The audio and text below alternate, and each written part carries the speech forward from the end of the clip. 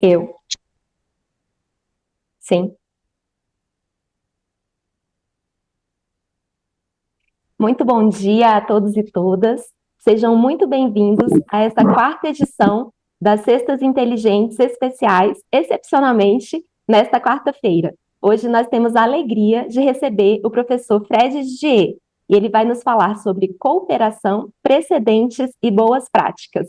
Este evento é promovido pelo Supremo Tribunal Federal e pelo Superior Tribunal de Justiça em parceria. E por isso chamo para a nossa saudação inicial meu colega do Superior Tribunal de Justiça, o assessor-chefe do Núcleo de Gerenciamento de Precedentes e de Ações Coletivas do STJ, Marcelo Marchiori. Bom dia, Marcelo. Bom dia, Aline, bom dia a todos. Um dia especial para o nosso convidado, para o Fred Didier Júnior. Bom, pessoal, em nome aqui da presidência do Superior Tribunal de Justiça, queria só saudar essa iniciativa, esse evento de hoje, mas destacando também a importância dele. Então, desde setembro de 2020, que a gente se reúne todas as sextas-feiras, por isso o nome Cestas Inteligentes. Aí alguns podem falar, mas por que hoje é quarta-feira, né? Nós fizemos uma especial na quarta-feira inteligente, então, inclusive muito mais especial por ser aniversário do nosso palestrante de hoje, né? Que nós já demos os parabéns e acredito que hoje vai ser o dia dos parabéns, né, Fred? Então você vai receber, deve estar recebendo várias mensagens, vários telefonemas aí, e não se preocupe, se quiser interromper um muito especial aí, pode interromper que a gente participa dessa festa junto, né? O Luiz falou que daqui a pouco traz um bolo aqui, uma vela, que ele falou que vai achar na casa dele ali, Luiz. Então você tem que dar um jeito de achar aí agora, viu? Mas é muito especial, o professor Fred, ele, claro, é referência para todos nós em diversos assuntos, e no tema relacionado à cooperação, precedentes e boas práticas, é um tema que ele está destacando já há algum tempo. Gostaria de justificar a ausência do Dr. Renato Castro, que é o juiz supervisor do NUGEP-NAC. Recentemente, Fred, ele foi designado essa semana como juiz de cooperação do STJ. Então, o STJ não tinha ainda um juiz de cooperação, e a partir dessa semana ele foi indicado pela presidência do STJ. Infelizmente, ele não pôde participar por conta de outros compromissos hoje. E no programa Cestas Inteligentes, nós começamos lá em setembro de 2020, ainda quando eu estava no Supremo Tribunal Federal, mas sempre foi um projeto em parceria Supremo STJ. Então aqui nós temos magistrados e servidores de todos os tribunais que integram os núcleos de gerenciamento de precedentes ou equipe relacionada à admissibilidade de recurso extraordinário e recursos especiais. E o nosso principal objetivo é mesmo ter essa integração nacional que precisamos ter para a gestão, formação e aplicação de precedentes qualificados. Eu costumo dizer que deixar precedentes, trabalhar com a temática de precedentes só com os tribunais superiores, não vai dar certo. Não vai dar certo, seja por aspectos teóricos, seja principalmente pelos aspectos práticos. Então, esperar que tudo isso venha, todos os processos venham de uma forma individualizada, seriada e também, muitas vezes, desorganizadas para os tribunais superiores, não dá certo. Infelizmente, nós, esse ano, bateremos um recorde aqui no STJ, um recorde de recebimento e de julgamento. Estamos já prevendo que o STJ receberá esse ano cerca de 460 mil processos, podendo até ultrapassar esse número, e provavelmente passaremos das 600 mil decisões proferidas esse ano. Então, é um recorde de produtividade que pode dar uma impressão de eficiência, mas infelizmente ele traz um aspecto muito prejudicial para a formação de precedentes, principalmente diversidade de entendimentos, falta de isonomia, jurisprudência defensiva. Então tem vários aspectos aqui e precisamos muito da cooperação para que isso dê certo. Fizemos, então, desde setembro, essas edições fechadas, mas eu passo a palavra para a Flávia, que é um colega que trabalha aqui comigo no GEPNAC do STJ, que ela pode complementar melhor. Obrigado pela presença de todos, em especial do professor Fred. Obrigada, Marcelo. Bom dia a todos, um bom dia especial ao aniversariante, professor Fred Didier. É um prazer recebê-lo aqui conosco. Os Cestas Inteligentes, ele é um projeto de sucesso né, que busca o encontro, a integração entre servidores e magistrados dos núcleos de gerenciamento de precedentes do país, para que possamos debater sobre boas práticas na gestão de precedentes, sobre teorias aplicáveis aos precedentes, e nesses encontros recebemos especialistas. Inclusive, o professor Fred já nos agraciou com algumas das suas aulas. Esta é a 4ª edição das Cestas Inteligentes Especiais. As edições especiais, elas tiveram início por conta de demandas do público externo para participar desses encontros, e nesta 4ª edição, estamos recebendo o professor Fred Didier. Na primeira recebemos o professor Daniel Mitidiero, em seguida o professor Hermes Zanetti Júnior, recentemente a professora Tereza Arruda Alvim, e desejo uma excelente palestra para o senhor professor, e chamo agora o Júlio Sisson, que é o coordenador do NOGEP no Supremo Tribunal Federal. Boa tarde, colegas. É uma honra receber realmente o professor Fred Didier aqui nessa iniciativa, como o Marcelo falou e também a Flávia, e já tem tudo a ver com a palestra do professor, porque eu acredito que uma das grandes coisas que a gente conseguiu trabalhar aqui na Secretaria de Gestão de Precedentes, e como o Marcelo falou, com a cooperação no gerenciamento de precedentes do STJ, foi essa interlocução entre diversos fatores, diversos campos da justiça, e isso tudo foi muito importante, né, para que a gente tenha uma aproximação maior. Então, não à toa que nós temos, além desse projeto das Cestas Inteligentes, o projeto de imersão, que foram feitas algumas edições agora no ano de 2023, onde a gente recebeu servidores e magistrados de vários tribunais, tanto no Supremo quanto no STJ, para que faça uma verdadeira imersão no trabalho que é feito dentro das secretarias. A gente entende que esse trabalho de conhecimento, de colaboração, é muito importante para que a gente consiga almejar um judiciário mais eficiente e eficaz.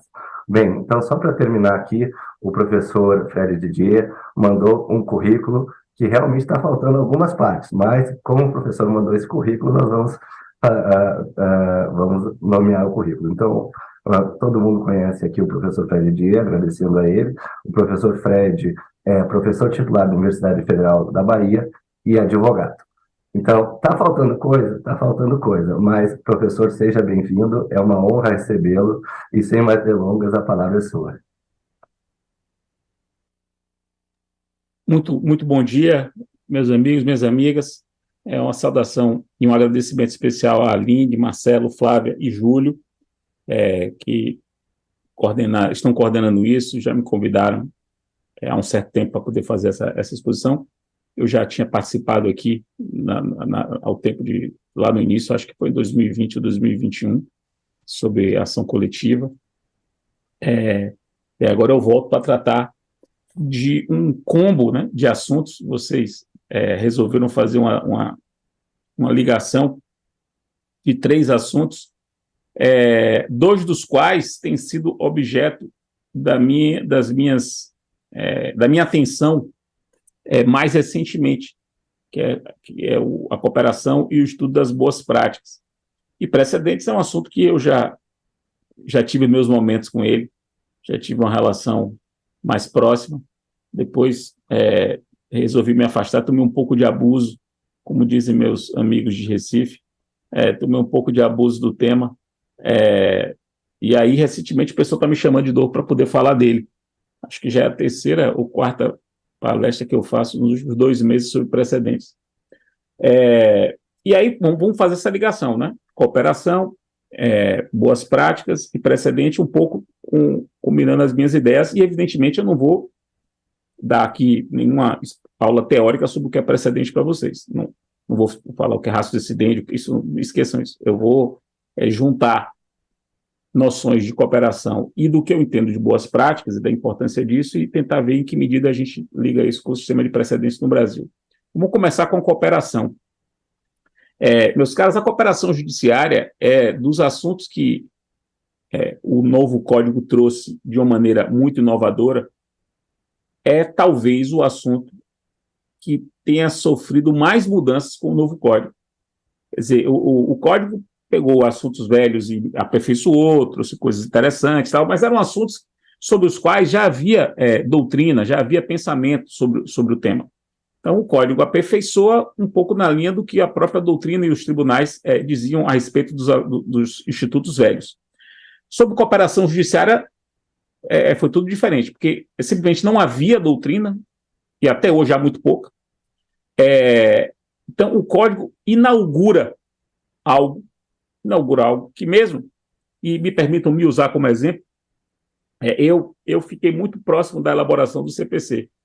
Durante quase 4 anos, o CPC ficava na minha mão, sendo elaborado com as sugestões. Então, eu tenho uma relação de intimidade alta com ele. E eu sou, vocês sabem disso, autor de uma obra sistemática de processo. Pois bem, alguém com essas duas características, como eu, de ser um autor de obra sistemática de processo e ter convivido com o projeto do Código durante 3 anos de maneira tão íntima, se deparou com um texto, quando o Código foi aprovado, a respeito do qual eu não tinha nada a dizer. Vocês imaginem, eu lia o Código e não sabia o que dizer. Eu não sabia o que falar. Se alguém me pedisse para eu comentar os artigos 67, 68, 69 do CPC em 2015, eu não teria o que dizer, a não ser parafrasear o texto da lei.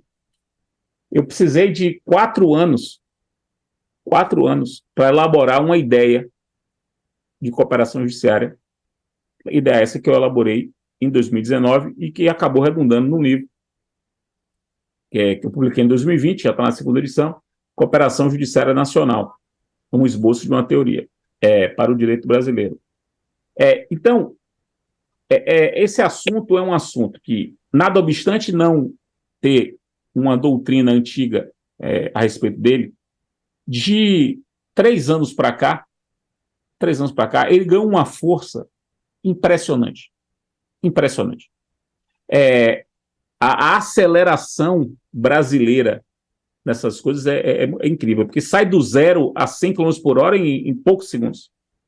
A gente sai do nada e já tem práticas muito interessantes, temos normatizações interessantes, temos doutrina interessante sobre cooperação judiciária em pouquíssimo tempo. O próprio Supremo Tribunal Federal, vocês sabem disso, no ano passado editou a resolução 775, regulamentando a cooperação judiciária, tendo o Supremo como o sujeito da cooperação. Porque a resolução 350 do CNJ, que é de 2020, que é, juntamente com o CPC, o principal marco normativo no Brasil sobre cooperação, como é uma resolução do CNJ, não se aplica ao Supremo. Então, o Supremo, inspirado na resolução 350 do CNJ, faz a sua própria resolução para regulamentar. Então, veja, no espaço de 2 anos, nós tivemos a regulamentação da cooperação pelo CNJ na resolução 350, que é uma resolução, repito, muito importante, e a regulamentação no Supremo Tribunal Federal. E, de lá para cá, muitas práticas de cooperação vêm sendo adotadas e divulgadas no Brasil com muito êxito. A cada semana a gente vê coisas acontecendo, porque a compreensão do Instituto começa a se disseminar, a compreensão das potencialidades do Instituto. Então, veja, apenas para ficarmos na mesma página, a cooperação judiciária é um conjunto de atos e de instrumentos que tem o propósito de viabilizar a interação de um órgão judiciário, e pode ser qualquer órgão judiciário, inclusive o Supremo Tribunal Federal, de um órgão judiciário com outro órgão judiciário ou com entes não judiciários. Então, perceba, a cooperação judiciária, ela é um conjunto de atos e instrumentos para viabilizar a interação de um órgão judiciário, sempre ao menos um órgão judiciário, e aí qualquer órgão judiciário, de qualquer justiça, de qualquer instância, com outro órgão judiciário ou com ente não judiciário. E aí a gente percebe que a cooperação judiciária tem duas espécies. Uma cooperação intrajudiciária, que é uma cooperação dentro da própria estrutura do Poder Judiciário brasileiro, então a cooperação entre órgãos judiciários, mas também existe a cooperação interinstitucional, que é a cooperação que envolve um órgão judiciário com um ente não judiciário, uma advocacia pública, um litigante habitual, um tribunal administrativo, como o Tribunal de Contas. Isso também é cooperação, que é também cooperação judiciária, só que é a cooperação judiciária interinstitucional. E é importante que vocês percebam também que a cooperação judiciária ela pode ter dois tipos de objeto. É possível haver cooperação judiciária de natureza administrativa, por exemplo, um compartilhamento de servidores. Você pode compartilhar equipes. O compartilhamento de equipe é uma cooperação judiciária com caráter administrativo. Um compartilhamento de infraestrutura, um compartilhamento de um software, um compartilhamento de um prédio, de um depósito, enfim, de uma infraestrutura. É uma cooperação de natureza administrativa. Mas também pode haver cooperação de natureza processual, ou seja, para a prática de atos processuais, e aqui de qualquer ato processual. A cooperação pode servir para a prática de atos de comunicação, atos de instrução, atos de execução, atos de decisão. Até para fins decisórios se admite cooperação. Então, é muito importante, quando já estuda a cooperação, saber que os sujeitos que podem dela fazer parte, como eu disse, intrajudiciariamente ou interinstitucionalmente, e o objeto, para que vocês percebam que a cooperação pode ser tanto de natureza administrativa para fins administrativos, como para fins processuais. Pois bem, uma última e breve consideração sobre a cooperação. Num sistema como o nosso, que é um sistema de múltiplas portas de acesso à justiça, múltiplas portas, e mesmo dentro do judiciário, múltiplos órgãos judiciários, um instituto com essa flexibilidade, como o da cooperação, cumpre um importante papel de potencializar o sistema de justiça. A cooperação judiciária é um instituto que potencializa o nosso sistema de justiça, e não é apenas o sistema judiciário de justiça. A cooperação judiciária não potencializa apenas o sistema judiciário de justiça. Potencializa o sistema de justiça por inteiro, nas suas dimensões judiciárias e não judiciárias. Como eu falei, envolvendo agências reguladoras, tribunais administrativos, serventias extrajudiciais, câmaras de arbitragem. Tudo isso pode ser potencializado pelo estudo da cooperação. E é por isso, inclusive, que eu digo que a cooperação judiciária é um instituto catalisador do nosso sistema de justiça. É um instituto catalisador do nosso sistema de justiça. Pois bem, agora vamos falar um pouco sobre as boas práticas. Eu tenho me dedicado bastante a refletir sobre isso. Refletir sobre essa figura, que é uma figura não estudada, pelo menos não estudada por processualistas, que é a figura da prática, mas da prática boa, claro, não da prática ruim, da prática que é boa. O termo boa prática, ou boas práticas, é um termo muito difundido, inclusive em outras línguas. Assim como é muito difundido na língua, no português brasileiro. Vejam, eu acho que todo mundo aqui, na sua formação jurídica, foi educado para atentar no estudo do direito para as leis aqui em sentido amplo, como normas gerais provenientes do Poder Legislativo, para a doutrina e para os precedentes. De um modo geral, as nossas faculdades de direito, elas nos guiam para lidar bem com os textos normativos, com os textos doutrinários e com as decisões judiciais, que formariam uma espécie de tripé do objeto de preocupação de alguém na área do direito. Eu quero acrescentar um quarto pé. Eu quero transformar isso numa mesa de 4 pés, ou numa cadeira de 4 pés. Eu quero acrescentar no objeto da preocupação a preocupação com o modo de fazer, com a prática. Ou seja, o modo como as normas são concretizadas. E aqui não é concretização no sentido de precedente. Esse que é o ponto importante. A gente, quando pensa em direito vivo, pensa muito nos precedentes. O direito concretizado. Só que o precedente é um direito concretizado para a solução de um problema envolvendo 2 ou mais pessoas. Então, um terceiro vai e soluciona. Mas o direito se concretiza também no modo de quando ele se realiza. Quando você, por exemplo, elabora um contrato, um modo de elaborar um contrato, uma redação de uma cláusula. Quando você redige a cláusula de uma maneira, você está dando uma dimensão prática da liberdade contratual que o direito dá, que não tem nada a ver com precedente. É uma prática, um modo de fazer, um modo de conduzir, um modo de se comportar. Essa dimensão é uma dimensão muito rica. Muito rica. Por quê? Porque a prática é o espaço e o momento mais propício para a inteligência intuitiva se revelar. E a inteligência intuitiva, pelo menos para mim, é uma inteligência encantadora. Encantadora.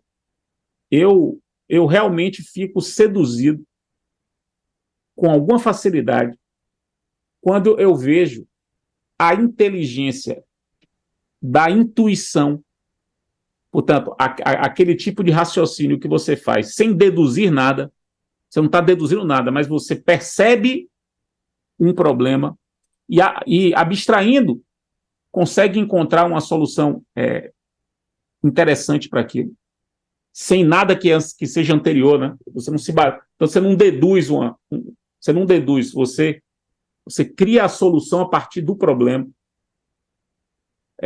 Isso realmente me deixa muito impactado pela beleza do fenômeno. A gente vê aí, quer dizer, a gente pode, se a gente tiver olhos de ver, a gente vai identificar uma série de práticas que são muito interessantes e que nasceram exatamente da constatação de algumas necessidades e elas surgem. Nos tribunais superiores, vocês viram, isso se espalhou no Brasil todo, daquela prática de que, havendo uma pessoa só para sustentar oralmente,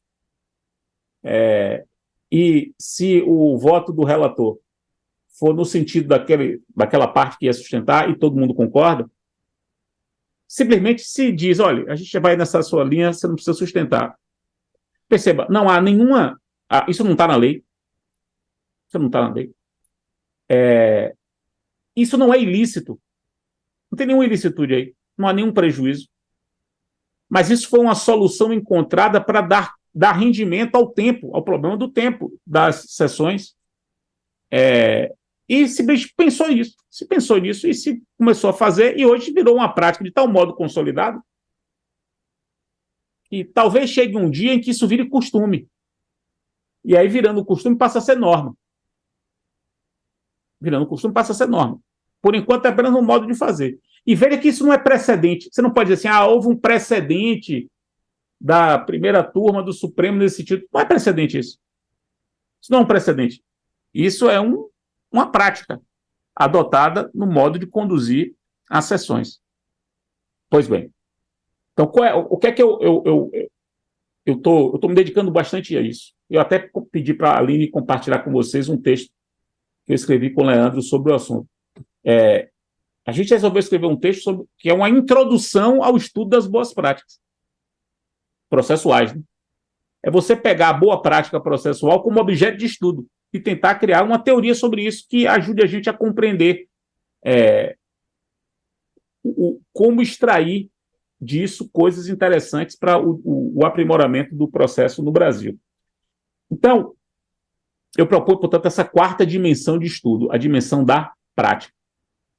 Quem acompanha o FPPC, e aqui eu vejo alguns que acompanham, deve ter percebido que, desde o ano passado, desde a edição de 2022, eu acrescentei nas discussões do FPPC uma discussão sobre boas práticas. Então, em vez de levar enunciado doutrinário, que é uma característica do FPPC desde que surgiu, levam-se também práticas reais, concretas, que estão acontecendo no Brasil, que resolveram problemas, deram rendimento e melhoraram a administração da justiça no Brasil. E aí a gente divulga essas práticas, aprova e divulga as práticas, para estimular, né, estimular o bom uso da criatividade para a solução dos problemas. E o resultado tem sido impressionante. A gente começou, no ano passado, as pessoas entenderam mais ou menos como era isso, mas esse ano já chegaram bem, vocês aqui, Aline e Júlio,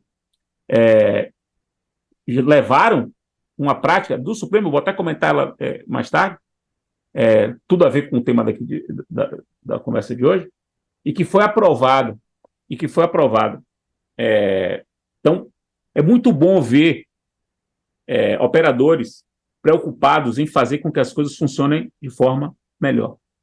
Pois bem, então, como é que a gente pode definir uma boa prática, né? Veja, eu acho que para a gente definir uma boa prática, a gente tem que pensar em 4 elementos, né? Primeiro, a prática tem que ser lícita. Primeira coisa, eu tenho que fazer uma coisa que seja lícita. Se a prática for boa, entre aspas, mas for ilícita, a gente não vai adotar. A prática funciona, mas é ilícita, a gente não adota. Então, a prática tem que ser lícita, tem que estar em conformidade com o ordenamento. Então, essa é a primeira característica. A segunda característica é que ela tem que ser uma prática construída de modo a ser adequada a determinado tipo de problema. Então, a adequação da prática ao problema que ela busca resolver é uma segunda característica. A terceira característica é seu caráter inovador.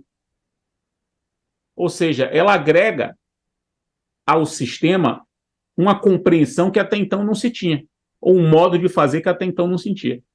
O elemento inovação é característico disso. E aqui, me permita uma pequena digressão. Houve uma mudança recente na nossa Constituição, no artigo 218 da Constituição, vocês vão perceber, houve uma mudança recente, que é o capítulo da Constituição que cuidava da ciência e tecnologia. Agora, o capítulo se chama Ciência, Tecnologia e Inovação. Inovação passa a ser o título do capítulo. E está claro no artigo 218 que a inovação, o Estado tem o dever de promover a inovação. O Estado tem o dever constitucional de promover a inovação. E aí, vamos tentar relacionar isso com nossa realidade aqui. De um modo geral, quando as pessoas pensam em inovação, o senso comum remete a inovações tecnológicas. Digital, chat GPT, iPhone 15. As pessoas pensam nisso, apenas. Sucede que inovação não é apenas isso. Eu inovo, por exemplo, se eu crio um procedimento novo. Se eu crio um modo de fazer novo. Se eu crio uma receita nova de bolo, de aipim, que quando bem feito é o melhor bolo que existe, eu estou inovando. Então, há diversas manifestações de inovação. Agora vamos para o nosso judiciário aqui. Em 2021, foi editada a Lei do Governo Digital. A Lei do Governo Digital. Essa Lei do Governo Digital, ela tem um capítulo que cuida dos laboratórios de inovação. E diz a lei que todos os órgãos públicos no Brasil têm que ter seu laboratório de inovação, de todos os poderes, o que inclui, evidentemente, o Poder Judiciário. O CNJ, atento a isso, logo em seguida edita uma resolução, Resolução 395, que é uma resolução que disciplina a inovação no Poder Judiciário. Inclusive com a criação de laboratórios de inovação. Todo tribunal do Brasil tinha que ter, inclusive o Supremo.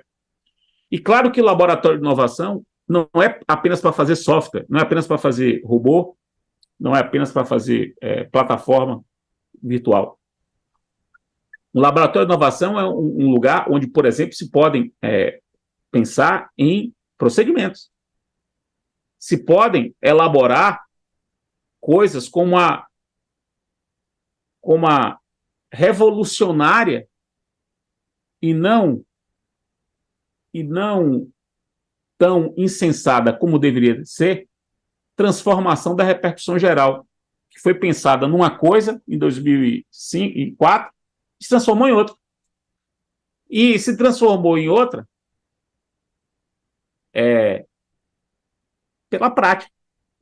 O modo de ela ser, de a repercussão geral ser efetivada, ser concretizada, o modo de fazer gerou, se institucionalizou de tal maneira que hoje, vejam que coisa, isso todos vocês sabem, mas fica sempre o alerta.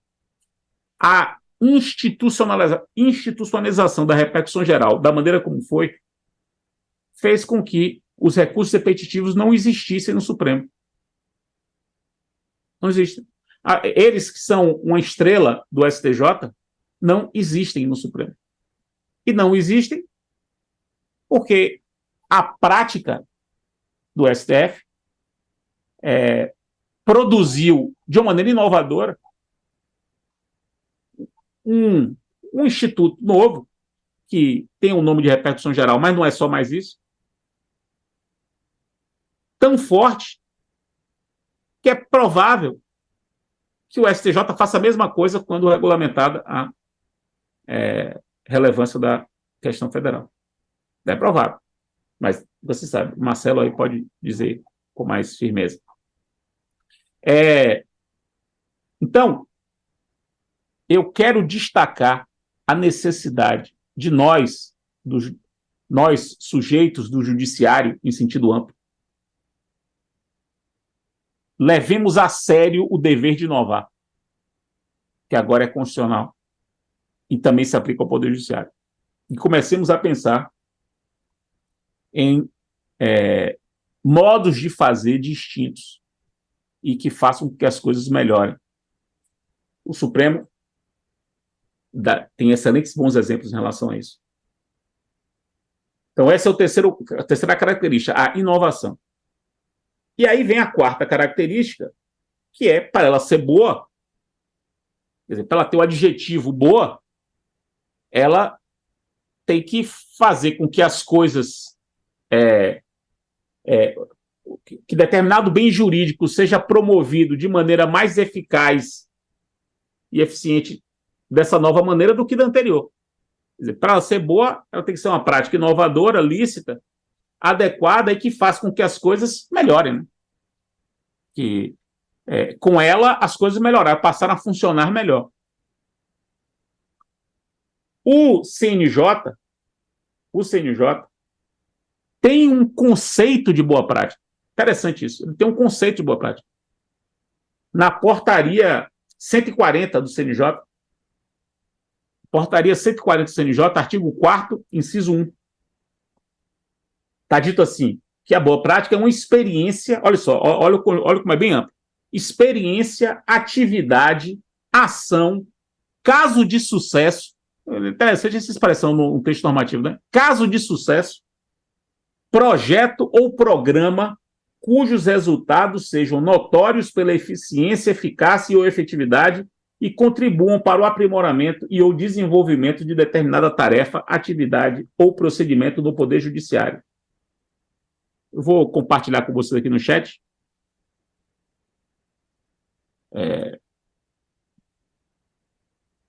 Para que vocês possam ver essa definição, que é uma definição do CNJ. E está tudo certo. É mais ou menos isso aqui que eu acho que a gente pode, com base nisso, avançar. Pois bem, aí a gente chega a um ponto de ligar as duas coisas. Como ligar cooperação, boas práticas e os precedentes. Então, vamos lá. Primeiro, reforço aquilo que eu falei. Existe uma dimensão de direito vivo, para além dos precedentes. Eu quero que essa mensagem fique realmente destacada. Existe uma dimensão do direito vivo para além dos precedentes, que é a dimensão do modo de fazer, do modo de conduzir, dimensão da prática. Sendo isso, eu queria tentar apresentar algumas ideias de práticas que talvez possam melhorar o modo como a gente lida com o nosso sistema de precedentes. Algumas dessas práticas, se valendo da cooperação judiciária como um catalisador. Nem toda prática precisa se valer da cooperação judiciária, mas, em alguns casos, eu posso me valer da cooperação judiciária para praticar melhor, para operar melhor no sistema de precedentes. Então, primeiro exemplo. E aí o pessoal do Supremo certamente já deve ter refletido sobre isso. Vamos lá, meus caros. Num sistema de precedentes tão relevante quanto a solução do caso é a definição da ratio decidendi, portanto, do fundamento determinante.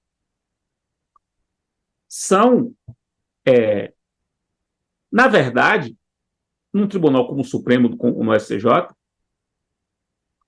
gente pensar bem assim, se for bem rigoroso, cada votação são 2 votações. Porque em cada votação você tem a necessidade de deliberar sobre a solução do caso e a necessidade de deliberar qual é o fundamento determinante da solução daquele caso. Vamos pegar o exemplo recentíssimo, da questão de ordem que foi relatada pelo ministro André Mendonça no julgamento envolvendo a demarcação das terras indígenas. Um caso emblemático, porque essa questão de ordem acabou sendo, o voto dele acabou prevalecendo. O que é que ele propôs? Disse o seguinte: como ele estava impedido para julgar o caso, ele não podia julgar aquele caso específico.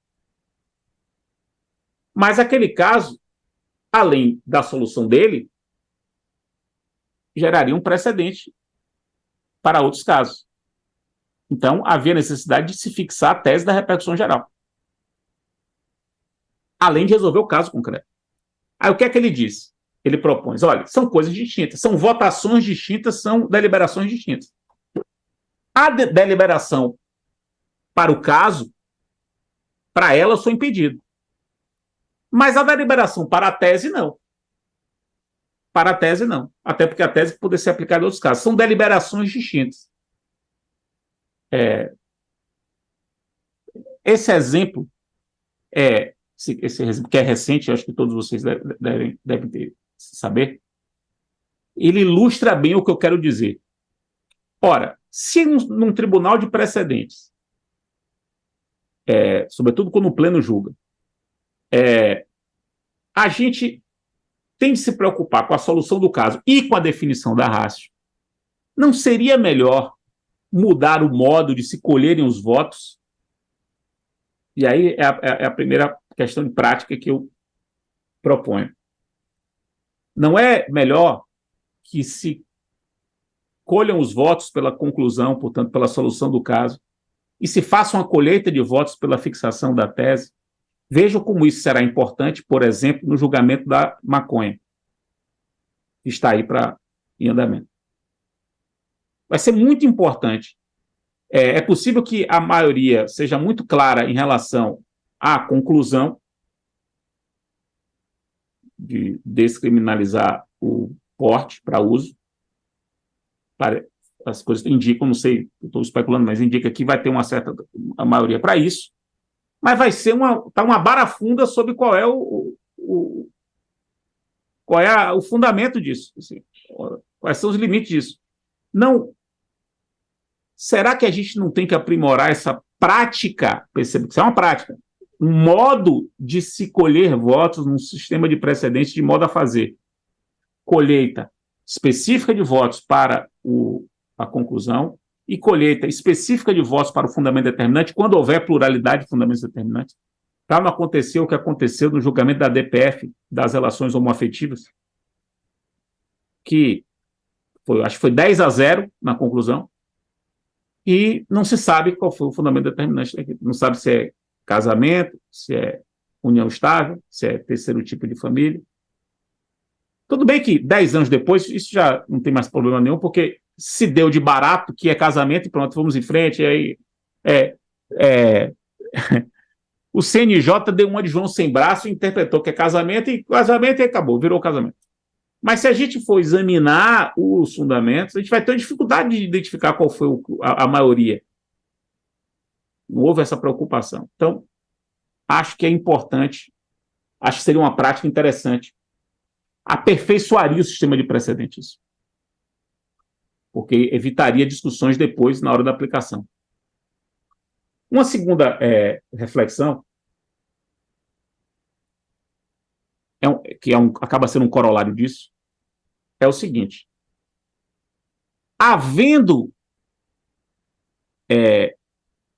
se o fundamento determinante que vier a prevalecer não for o fundamento trazido pelo relator, embora o relator tenha prevalecido na conclusão, ou seja, a conclusão dele prevaleceu, todo mundo foi favorável. Mas no fundamento determinante prevaleceu o fundamento trazido por um outro julgador. Eu defendo, desde que o código saiu, de que o redator do acórdão tem que ser quem puxou a divergência na fundamentação, mesmo que a conclusão seja na linha do relator. Ou seja, haveria mudança de redação do acórdão. Isso é uma interpretação nova do artigo 940 do Código, 941 do Código, que é um artigo antigo, redação antiga, desde 73, que diz que quem puxa a divergência redige o acórdão. Só que esse artigo sempre foi interpretado como quem puxa a divergência na conclusão. Puxa a redação do acórdão. Eu proponho que isso seja interpretado também quem puxa a divergência na fundamentação determinante, mesmo concluído, mesmo aderindo à conclusão proposta pelo relator. Essa minha ideia tem sido adotada pelo STJ. Você já fez isso em várias oportunidades. Eu me lembro que eu fiz eu fiz uma palestra sobre isso no STJ na vacácio do Código, isso foi em 2015. E falei isso. E eu me lembro que o ministro Cueva chegou para mim e fez assim: Fred, isso aqui é uma loucura, isso nunca ninguém vai fazer. É ilusão sua. Assim, sempre que eu encontro o ministro Cueva, ele fala comigo sobre isso. Ele fala assim: você falou aquilo, eu achei que não ia funcionar, e a gente tem feito isso. Para poder evitar uma prática antiga, e é generalizada no Brasil, que é a do relator levar não apenas o seu voto, mas ele já leva o acórdão pronto. Isso é uma prática antiga. Minha esposa, que está aqui na minha frente, trabalha no tribunal há 20 e tantos anos. Ela prepara-se o voto do relator e já se prepara o acórdão, mesmo sem saber qual vai ser o acórdão. E aí o que acontece? Às vezes, o relator ele ganha na conclusão, muda-se a fundamentação e ele não muda no acórdão que já estava pronto. E aí, quando sai o acórdão não condiz com o que foi deliberado. Aí a confusão está estabelecida. Um exemplo disso no Supremo é a DPF da Lei de Imprensa. Observe que a DPF da Lei de Imprensa teve isso e, tempos depois, em reclamações para fazer valer essa DPF, o Supremo teve que ir interpretando e consertando, porque o acórdão não dizia exatamente o que foi decidido, porque a fundamentação não foi aquela que o relator tinha proposto, embora a conclusão tenha sido a mesma. Então, eu também faço isso. A terceira sugestão de prática, essa está aí na crista da onda, né, por conta do caso da maconha, que é ver em que medida o Supremo, sobretudo o Supremo, né, evolui para a elaboração de acordos per curiam. A elaboração de acordos per curiam, portanto, com o acórdão ser a manifestação da Corte e não a soma dos 11 votos, é uma prática que agora está aí, o próprio ministro Gilmar chegou a dizer isso, pediu vista para tentar fazer uma proposta. Se começar a vingar, isso pode ser realmente definidor assim, de um novo modo de se lidar com o sistema de precedentes no Brasil. Essa é uma prática, perceba, isso não é precedente, isso é uma prática, é um modo de fazer as coisas. Né? Eu acho que realmente pode ser marcante, a vingar, e eu já emendo com a outra sugestão, na verdade não é uma sugestão, é um registro já antológico, para mim, sim, antológico, por conta das minhas afinidades eletivas intelectuais com a prática, voto conjunto de Barroso e Gilmar. O voto conjunto de Barroso e Gilmar é também uma prática que foi recentemente adotada, e de forma inédita, pelo menos que eu saiba, de forma inédita, porque, perceba, quando saiu, muita gente ficou sem entender ou fazendo pouco caso. Eu já vi isso. No meu tribunal também é assim. Um faz o voto, outro diz que segue o voto. Não é isso. Não é um fazer o voto, outro dizer que segue o voto. Isso todo mundo faz. Uma coisa é você fazer um voto assinado pelos dois. Isso é completamente diferente. Fazer um voto assinado pelos dois é um ato conjunto. E ato conjunto é manifestação, claro, de cooperação judiciária.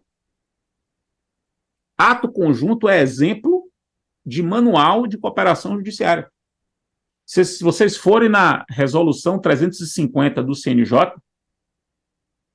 e forem no anexo da resolução, vocês vão ver que no anexo tem exemplo de ato conjunto. O anexo da resolução tem modelos, né?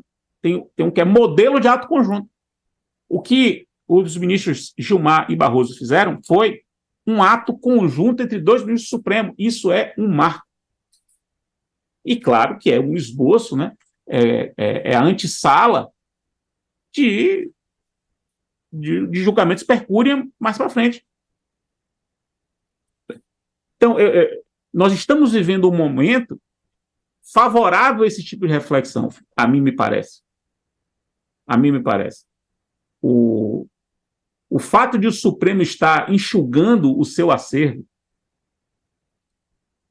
no grupo da BPC, recentemente, a gente tratou disso, em 10 anos o Supremo sai de 2.500 ações de controle concentrado pendentes para 1.500.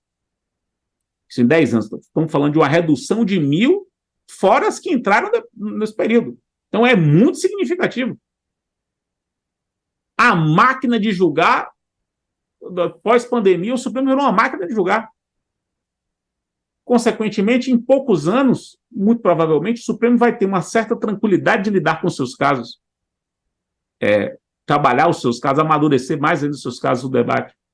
Então, nós estamos vivendo um clima muito favorável, eu acho, historicamente, a mudanças práticas no modo como nós lidamos com o nosso sistema de precedentes, inclusive o Supremo, ou principalmente o Supremo. Uma quinta sugestão, uma reflexão para a gente fazer junto, é o seguinte. Logo que saiu o CPC, eu, estudando sobre IRDR, quando eu tive que mergulhar sobre IRDR, eu percebi que havia uma grave lacuna no regulamento do IRDR no CPC. E quando eu falo IRDR aqui, vale para os repetitivos também e vale para a percussão geral também. Vale para os três. Mas eu percebi isso no caso do IRDR. Mas a crítica vale para os três. O código não disciplina, não prevê uma decisão de organização dos procedimentos de formação concentrada de precedentes obrigatórios. IRDR, IRG e repetitivos. Não há lá uma espécie de decisão de saneamento em que o relator ele estabeleça quase que as regras de processamento daquele incidente e, sobretudo, delimite o objeto do incidente. Isso tem sido feito nas decisões, naquela decisão de afetação, é um esboço daquilo, na decisão de afetação, mas me parece que isso tem que avançar. Eu e a professora Sofia Temer escrevemos em 2016 um texto que eu passei ali para compartilhar com vocês, que é um texto sobre decisão de organização e saneamento em IRDR, e isso vale para os repetitivos PRG. Porque uma boa decisão como essa vai facilitar demais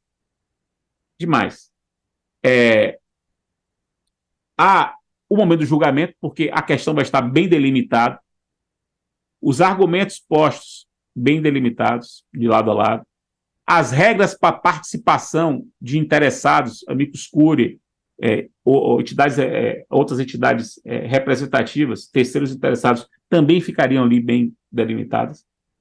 E se evitaria, ou pelo menos, não vou dizer que evitaria, porque seria muito pretensão de minha parte, mas talvez dificultasse mais que surgisse um problema que surgiu na questão da maconha, nesse caso da maconha, que me parece que agora foi resolvido. No voto do ministro Gilmar, ele além de cuidar da descriminalização do uso de maconha, ele estendeu para todas as drogas. No primeiro voto dele, né? Depois ele refluiu. No primeiro voto. Ele fez bem em refluir, me parece, porque se o caso só envolvia maconha, o precedente só podia envolver maconha. Porque o sistema de precedentes exige isso. O precedente é uma norma geral construída a partir de um caso. No caso do uso de banheiros transgênero, por pessoa transgênero, que eu acho que está pendente no Supremo ainda, acho que não terminou de julgar ainda, mas me corrijam se eu estiver defasado. O caso envolve o uso de banheiro. Não pode servir para criar uso de banheiro, nome social, gênero neutro. Não, você não pode. Você não pode, a partir de um caso que é uso de banheiro, fazer isso. E por que essa decisão de saneamento ela é boa? Porque ela vai fixar claramente o objeto sobre o que se discute, e, portanto, o objeto fático sobre o que se discute, e, portanto, a tese que pode ser extraída dali. Numa espécie de regra da congruência.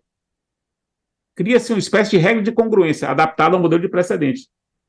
O precedente a ser resolvido em um desses procedimentos, a ser fixado em um desses procedimentos, tem que estar de acordo com a decisão de organização que fixou os limites fáticos e a tese jurídica a ser firmada. Eu ainda estou esperando como espectador e como jurisdicionado, né, além de curioso intelectual, uma bela decisão de organização de um procedimento desse, que feche bem a questão, que o Brasil saiba o que está sendo discutido, porque o Brasil fica eu fico imaginando vocês do Supremo tendo que ficar explicando para as pessoas, porque se eu, que não tenho nada a ver com o Supremo, a não ser na minha condição de advogado, os eventos sociais onde eu vou, não sei se já aconteceu para vocês, mas qualquer evento social que eu vou, batizado de criança, casamento, festa no Ghetto Square, show na Concha Acústica, onde eu vou, encontro alguém. Fred, como é que você está? Beleza, maravilha, que bom lhe ver, tal, um abraço. Fred, e o nosso Supremo? É a pergunta que as pessoas me fazem. A pergunta sempre é essa, e o nosso Supremo? Eu fico sem entender, porque a pergunta é completamente aberta. Não, fale aí o que você acha. Porque aí as pessoas não entendem bem as coisas, né? Então, não sabem o que estão sendo decidido, enfim. Acho que uma decisão como essa ajudaria bastante a isso. Uma sexto registro de boa prática, essa é uma prática real que já existe hoje, e aqui é uma homenagem à Aline, a Júlio, a Marcelo, que é a prática decorrente do ACT 05 de 2021, que é o compartilhamento de informações entre ações e recursos do STJ com o Supremo. Isso é incrível, né? Fiquei emocionado quando eu soube disso. E espero que isso esteja funcionando. Excelente. Isso foi levado esse ano por Aline e por Júlio no UFPPC e foi aprovado como boa prática. É um registro de um modo de fazer, perceba, é um modo de fazer que se vale da cooperação judiciária. Aí, aquilo que eu falei, a cooperação judiciária funcionando como um instituto que catalisa o sistema, catalisa as reações positivas do sistema, fazendo com que tribunais de cúpula interajam, o que, para o Brasil, é muito importante por conta daquilo que já se tem chamado bastante, né, de zona de penumbra, termo que já se consagrou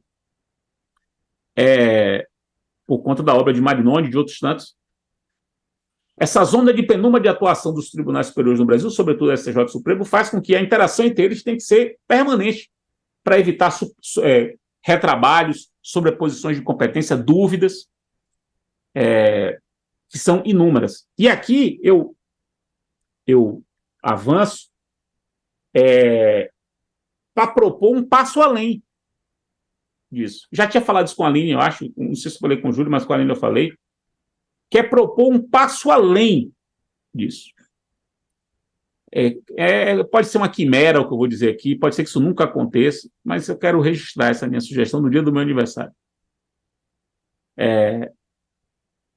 Quem sabe se STJ e Supremo não formam um ato concertado, instrumento icônico da cooperação judiciária brasileira, um ato concertado para a definição de quem vai resolver determinadas questões comuns que sobem para o Supremo e para o STJ. Questões comuns. E aí, o Supremo e o STJ dizem assim, olha, essa questão que é comum aqui a gente, quem vai decidir, nós deliberamos, quem vai decidir é o Supremo ou o STJ. E aí resolve de uma vez. É possível ato concertado para a solução de questão comum? É possível ato concertado para definição, em caso de dúvida de competência? Definição da competência, portanto, resolução desse problema? A doutrina vem falando bastante sobre isso, né? O ato concertado como instrumento para evitar conflito, evitar divergência de competência. Quem sabe a gente não resolve esses problemas clássicos, sobretudo no mundo tributário, que é uma confusão terrível. Qual é o recurso que você entra? E às vezes entra com os dois e fica um vai e volta, vai e volta. Eu quero propor isso aqui, eu quero que a gente vá além, não só compartilhe as informações, que é muito importante, mas porque a gente não decide, resolve, estabelece, no fim das contas, quem é que vai solucionar essa questão que é comum. A resolução 350 do CNJ, ela expressamente prevê a possibilidade de ato concertado para a solução de questões comuns. Expressamente. E, finalmente, uma última sugestão, ligando cooperação, práticas, etc., suma de precedentes, é o seguinte, o Supremo tem, nos últimos anos, claramente se valido com muita frequência da teoria das capacidades institucionais como argumento para, como é que eu posso dizer, para separar o que pode e o que não pode ser decidido pelo judiciário.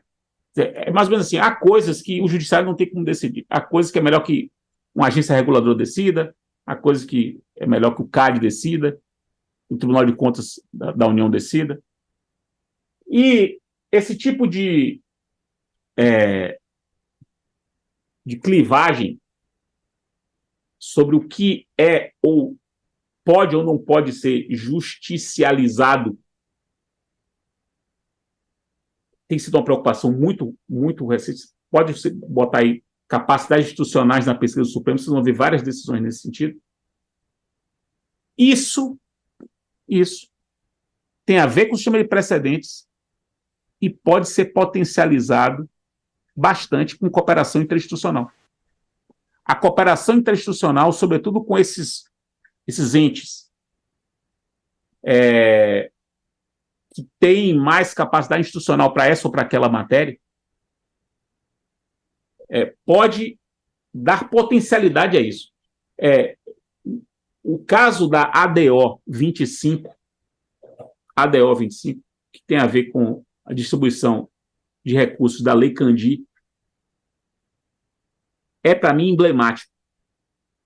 Porque, nesse caso da ADO 25, o Supremo simplesmente atribuiu ao TCU competência para regular provisoriamente, enquanto não houvesse lei, a distribuição dos recursos.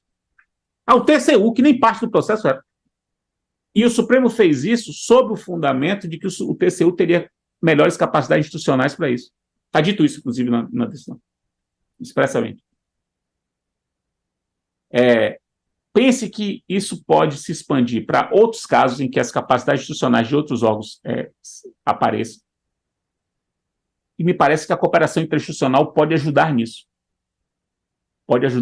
Pode ir, portanto, limpando um pouco do terreno para que as decisões do Supremo fiquem cada vez mais consistentes e, portanto, melhore a qualidade dos precedentes. Além de minha cara, eram essas considerações que eu queria fazer, ligando esses três assuntos, cumprindo rigorosamente o tempo que você me dedicou. Espero que tenha sido útil para vocês. Obrigado. Nós que agradecemos, fantástico mesmo, professor. Eu estou aqui tentando ligar, foi muito, muito especial essa apresentação. As apresentações do professor Fred são sempre brilhantes, mas eu acho que hoje, sob a inspiração aí do aniversário, foi ainda mais vários pontos relevantes aqui para a gente pensar e repensar como fazemos, como atuamos, e assim, em vários níveis, né? Não só a inovação que envolve tecnologia, não só laboratórios de inovação, não só o trabalho dos servidores, mas o próprio formato da deliberação no Supremo Tribunal Federal, que é um assunto da maior relevância. Então, assim, parabéns, excelente exposição. Eu estou aqui ainda absorvendo tudo para poder formular o como, né, a gente pode caminhar, mas muitas, muitas sugestões muito interessantes mesmo. Eu fiquei muito feliz aqui de poder ter essa aula em primeira mão. Quero dizer que, em relação ao acordo de cooperação com o Superior Tribunal de Justiça, que foi citada, nossa iniciativa de cooperação, né, o ACT número 5 de 2021, o Supremo Tribunal Federal e o Superior Tribunal de Justiça também deram mais um passo em termos de publicidade. Então, hoje, no portal do Supremo e do STJ, a gente já tem os dados em relação aos resultados do acordo de cooperação, dessa parceria institucional tão importante para reduzir esse espaço de diálogo entre o Supremo e o STJ, como o senhor disse, a zona de penumbra. Então, quero só parabenizar e abrir aqui a possibilidade de perguntas para os colegas. Acredito que o Marcelo também quer compartilhar sobre uma boa prática. Parabéns, professor, foi excelente. Obrigado, Fred. Igual a Líbia, né, nossa colega do TJ da Bahia, falou, né, o aniversário é seu, mas o presente foi nosso. E a sua exposição é sempre muito atualizada, esquematizada, propositiva, né? Traz aí a prática que tem que ser evoluída, bem esquematizado. Parabéns. E a gente abre com uma etapa, Fred, mas de perguntas, mas eu vou adiantar aqui que hoje, ser o aniversário do nosso convidado, a gente não pode abusar muito dele, né? E aí, é só fazer apresentar aqui algo para vocês, bem, bem rápido, sobre uma boa prática aqui no STJ, Fred, que não sei se você tem conhecimento, está muito relacionado à cooperação, boas práticas e precedentes, que é o tema, né? A a gente vê muito a atuação individualizada ainda, essa atuação isolada da magistratura, né? Semana passada, eu ministrei um curso e um juiz levantou a mão e falou o seguinte: Marcelo, ó, eu falo de precedentes, acabo abordando também algo de cooperação. Ele falou: Marcelo, eu estou há 22 anos na magistratura e eu não vejo uma luz no final do túnel, sabe? E assim, a gente percebe muito a dificuldade da cooperação nessa integração institucional e também interinstitucional, que muitas vezes ele está isolado, ele se sente isolado. E você falou, Fred, da questão do IRDR. O IRDR hoje está um grande desafio para o Poder Judiciário. Então ele está um desafio porque a gente não sabe ainda se ele é uma causa modelo, se é uma causa piloto. O STJ já falou que não cabe RESP, se for causa modelo. O que é efetiva repetição, se precisa de divergência, se não precisa, demora muito, suspende processos. Então se tem essa dificuldade. E aí, Fred, isso aconteceu aqui também no STJ com o recurso repetitivo. Mesmo o recurso repetitivo sendo assim uma ferramenta importante para o STJ, eu vou compartilhar minha tela aqui rapidinho só para mostrar para vocês um dado bem interessante que mostra as afetações dos recursos repetitivos durante o tempo. Eu quero que vocês dêem uma olhada ali o que aconteceu em 2015, que foi bem quando o Código de Processo Civil foi sancionado. Olha quantos repetitivos nós tivemos na primeira sessão do STJ. Só 4. Logo em seguida, em 2016, foi criado no JEP uma metodologia que o ministro Sanseverino sempre patrocinou e conduziu muito bem aqui no STJ, que está bem relacionada, Fred, com essa terceira característica que você falou de inovação, modo de fazer novo. E aí a gente estava vendo o repetitivo morrer na primeira sessão. Nas outras sessões também a gente viu uma redução muito forte. Então, só para ter uma ideia, aqui, esse trabalho que a gente implementou no STJ, hoje a primeira sessão é a sessão que mais afeta recurso repetitivo. E essa metodologia que a gente adotou foi a seguinte: vamos então começar a trabalhar para que o STJ amplie as afetações e tiramos aquele foco de aguardar que o ministro, quando o processo chega até ele, venha a iniciativa do ministro propor essa afetação. E começamos a organizar melhor a entrada de processos e inserimos um ministro, que é o presidente da Comissão Gestora de Precedentes, atualmente é a ministra Suzete Magalhães, na identificação desses processos e na sugestão desses recursos repetitivos, inclusive com prazos. Isso tudo está no regimento interno. Hoje o relator tem um prazo de 60 dias úteis para propor uma afetação quando é indicada pela presidência da Comissão Gestora de Precedentes. Isso a gente viu um grande salto na primeira sessão. E aí, de uma forma também reflexa, que a gente não esperava tanto, foi bem interessante ver o impacto disso, Fred, mais colegas, na terceira sessão. A terceira sessão, que é matéria criminal, sempre foi um pouquinho avessa a recurso repetitivo. Então, em 2014, um repetitivo, que foi por acaso do ministro Schietti, que é o ministro da Comissão Gestora de Precedentes também. Em 2015, 10 repetitivos, é um número bom, mas desses 10, 8 foram propostos pelo ministro Schietti, 2 pelo ministro Joel. E agora, olha como estão esses dados em 2022, 2023, e também agora, e a gente percebe que está crescendo muito, desses 2 anos, só em 2022, olha a diferença que foi da participação e da integração dos ministros na afetação.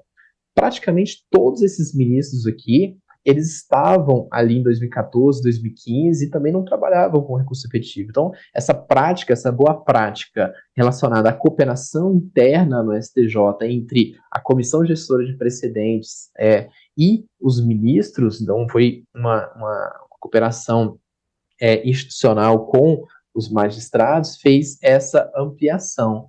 E os números, já finalizando aqui essa breve intervenção, que aí passo a palavra para quem quiser perguntar, claro, professor, é só a efetividade desse trabalho, e essa efetividade demonstra hoje que a grande maioria dos recursos repetitivos afetados, né, aqui no STJ, parte desse trabalho de inovação, desse trabalho de boa prática.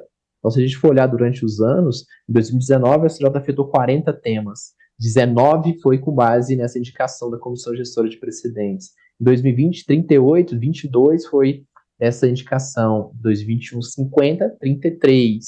2022, 52 temas no total, 34 temas. E agora, esse ano, um número impressionante que dos 41 temas repetitivos que já foram afetados ou estão ainda em deliberação, 34 partiram desse trabalho de identificação de processos, de sugestão de matérias para afetação aos ritos repetitivos. E aí, eu dou esse exemplo aqui, que eu ressalto muito também a importância dos tribunais investirem em práticas que potencializem o IRDR, e para a gente aqui, essa boa prática que não está no CPC, isso não está no CPC, um ministro sugerir a um outro ministro afetar, não está no CPC falando que o NUGEP vai olhar os processos que estão chegando para identificar multiplicidade. Então, essa prática que eu queria passar aqui para vocês, né, nesse livro, igual eu falei, que a gente não pode abusar muito. Professor, porque a Dulce já levantou a mão, mas já vou passar a palavra para você, Dulce, e só finalizar que esse aspecto da maioria, que você falou, que é também para os fundamentos, e o STJ está preocupado com a ratio decidente, ou com a maioria ou não dos fundamentos, inclusive está no nosso regimento interno, que foi inspirado em textos seus, em aulas suas, que é o 104A do regimento interno, que fala que vai ter etapas de julgamentos em que o STJ vai se preocupar não só com o resultado, nego do provimento, mas também com a fundamentação disso, tá, Fred? Então, parabéns novamente, tanto pelo aniversário como pela palestra. Muito obrigado mesmo. Por favor, Dulce. Dulce. Professor Fred, parabéns pela palestra, parabéns pelo seu dia, parabéns pelo professor maravilhoso, a pessoa que a gente sabe que o senhor é. Eu queria aqui rapidamente só compartilhar com o senhor e com o pessoal. Em 2019 eu comecei a estudar muito ementas de acórdãos. Eu trabalhava na vice-presidência, ainda trabalho na vice-presidência na admissibilidade, fazia mestrado com pesquisa empírica, e eu vi a dificuldade que a gente tinha na compreensão das ementas dos acórdãos. E aí eu comecei a ministrar na época um curso de ementas, elaboração de ementas, que hoje a gente já está no Conselho da Justiça Federal. Então, ontem mesmo eu estava numa aula com servidores da Justiça Federal, e é incrível como é disruptivo a gente olhar o resumo do julgamento, o resumo do acórdão e construir ele pensando no sistema de precedentes. Então, hoje, professor, com a sua aula, o senhor falou a questão da importância que seria que, após o julgamento, se extraísse dali a razão de decidir, o fundamento que efetivamente foi levado em consideração no julgamento. É uma dificuldade muito grande, e eu sei que a ementa não é precedente, eu sei que a ementa é só um resumo do acórdão, mas ela termina funcionando na prática como se precedente fosse, na medida que ela é citada em algumas peças processuais, na medida que ela é citada na decisão. Então, assim, a nossa proposta é construir ementas pensando nisso, pensando no impacto que ela tem no sistema de precedentes. Então, foi muito interessante, eu achei, quando o senhor falou essa questão da colheita de votos para verificar o que efetivamente se decidiu ali, qual é a posição do colegiado. E uma outra observação que eu queria falar também, professor, sobre a fala do senhor, que é outro ponto que a gente se preocupa muito, é a questão da delimitação do caso, porque a lei é abstrata, mas o precedente ele decorre de um caso concreto.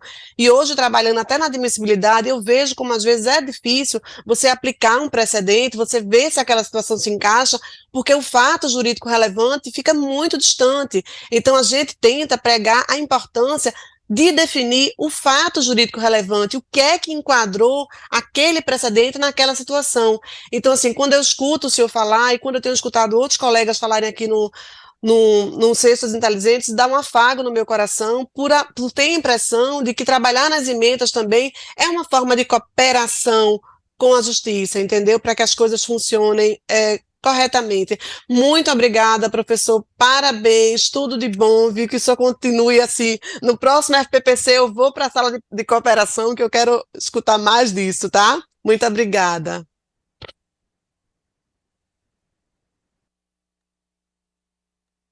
Muito obrigada, Dulce.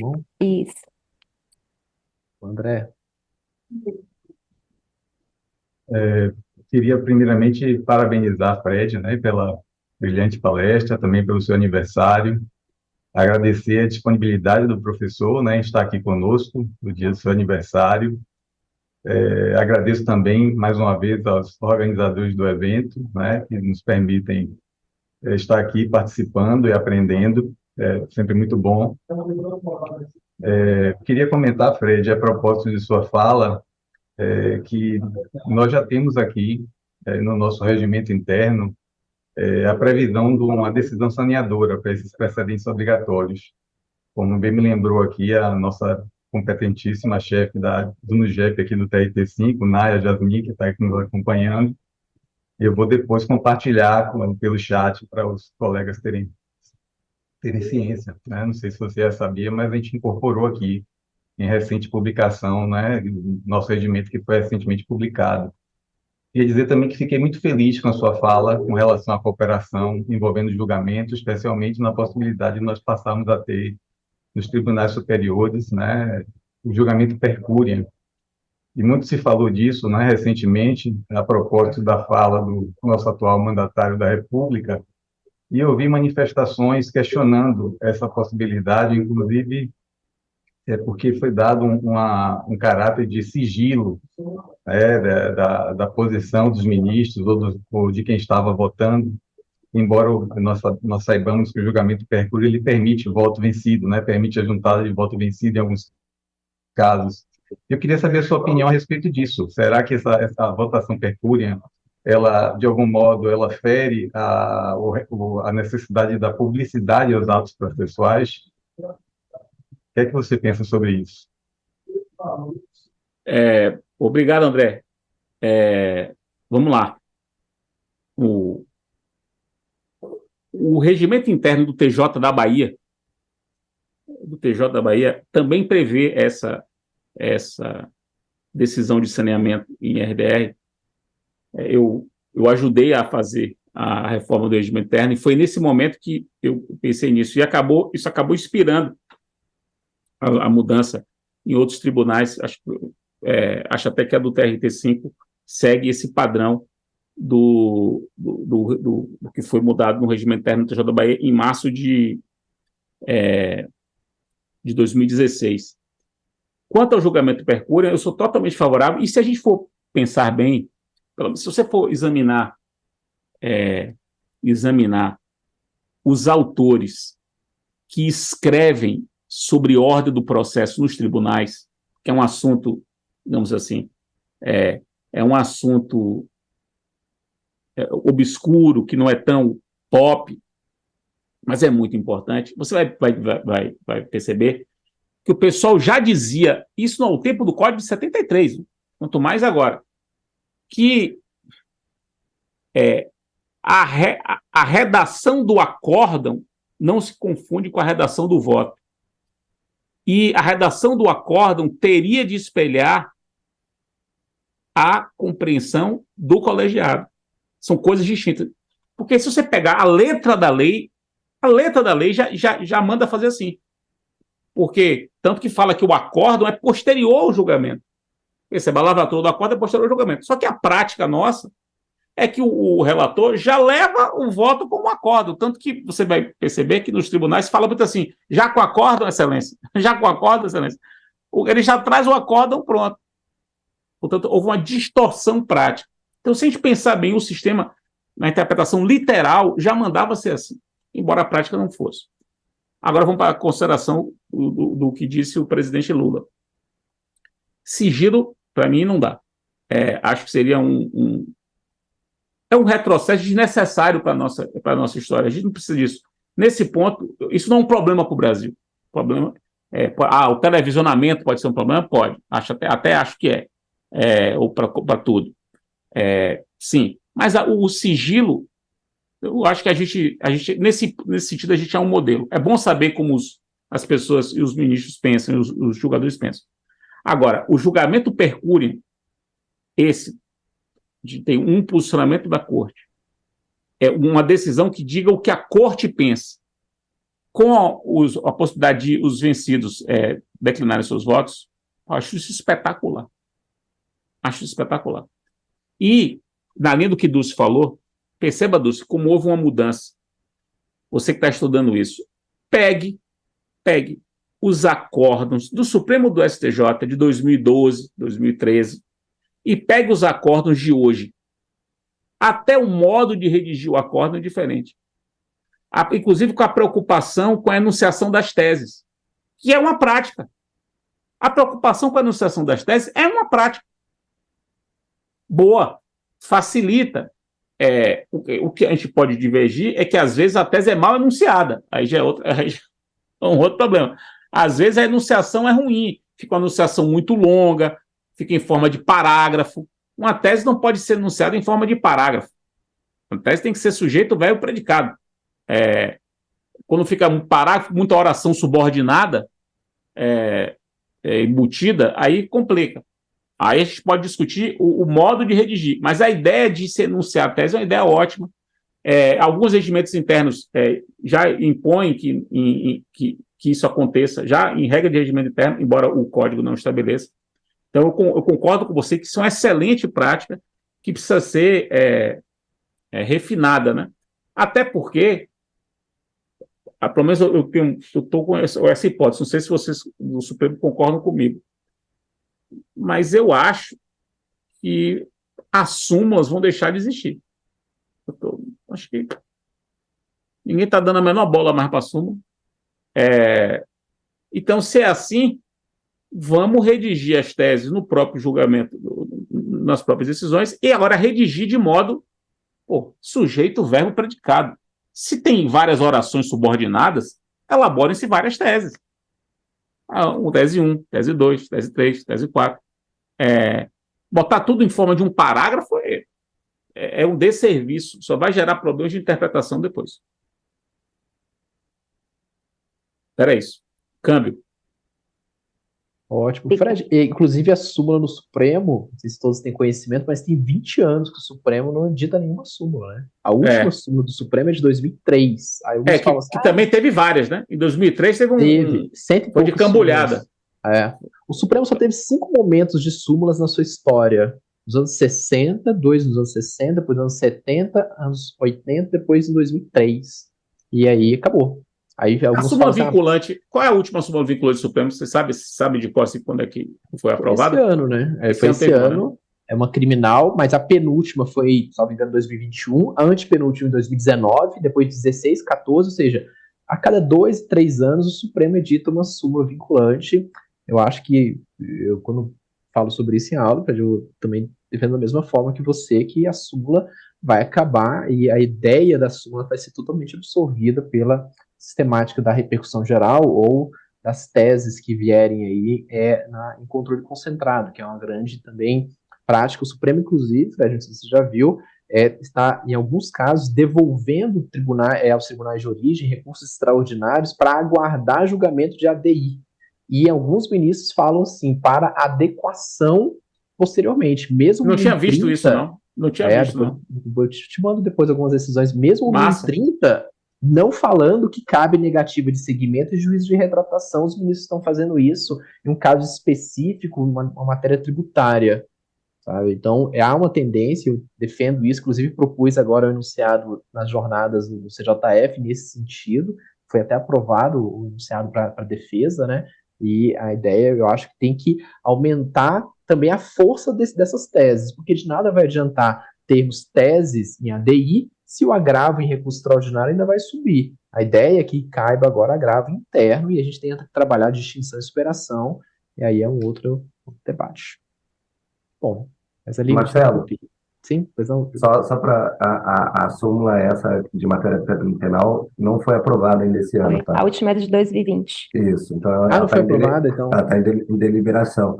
E esse tema que o Marcelo está falando da devolução para a ADI, do processo, a gente realmente identificou quase a grande maioria dos ministros já devolvendo por ADI para as origens, inclusive foi estabelecido pela presidente, né, a criação de um tema de repercussão geral, é o tema 1266, para que agora, esses que anteriormente foram pela ADI, agora vão ser pela repercussão geral. Mas só... uma coisa, Júlio, uma dúvida, esses que retornam por conta da ADI, é porque teve liminar na ADI suspendendo, ou não teve decisão, não teve, só a pendência da ADI já manda...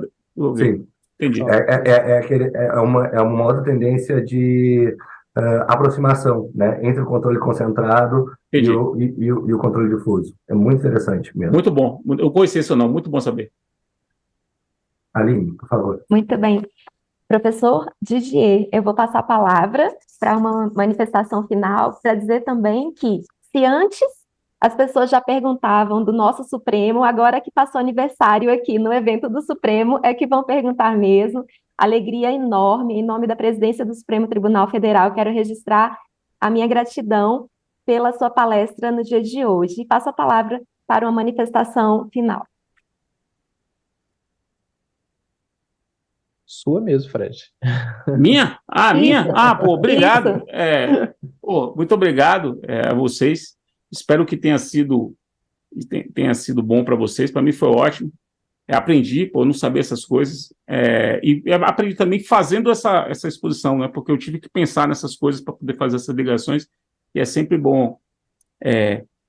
Porque tem aquelas palestras que você faz automaticamente. Essa não é uma palestra que eu fiz automaticamente. Eu tive que montar. E isso é bom, que eu acabo calibrando mais as minhas ideias. Então, obrigado. Espero que vocês me chamem para outras oportunidades. Quem sabe numa sexta-feira mesmo, né? Perfeito, combinadíssimo. Pessoal, eu vou pedir que todos abram as câmeras para a gente fazer o registro fotográfico, que já é uma tradição aqui nas Cestas Inteligentes, por favor. E agradecendo mais uma vez a todos e todas, desejo uma ótima semana e até a próxima Sexta Inteligente. Muito obrigada. Valeu. Um abraço, pessoal. Aproveite o aniversário, Fred. Valeu. Parabéns, professora. Parabéns, professor. Obrigada. Parabéns, Obrigado, pessoal. professor. Obrigada. Até a próxima edição, então, da sexta, que essa sexta não terá, na outra sexta logo em seguida, tá bom? Obrigado, pessoal. Até mais. Até lá, pessoal. Bom trabalho.